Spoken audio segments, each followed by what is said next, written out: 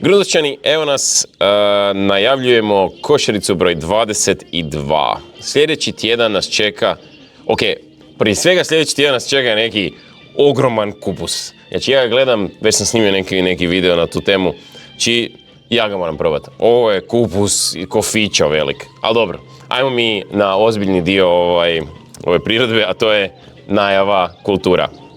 Ajmo, prvo kratko. Salata, cikla, batat, blitva, rimuje se, mrkva, luk, mladi luk, kupus i tikve. Miks tikve, jer sad već čega ima, to se stavlja. Pa evo, salate znate da su različite, malo crvene, malo zelene, mladi luk se vratio i taj neki ludi kupus koji stvarno, ne znam, ogroman, imaju po 2 kile glavice, ako vam je to puno, režite ga na pola, ne znam. Blitva, prekrasna zimska blitva, luk, mrkva, dosadno, ali svima treba. I ciklice naše koje su jako popularne, jako fine i zdrave. I to je to. Uživajte u Gruntek povrću dok ga ima.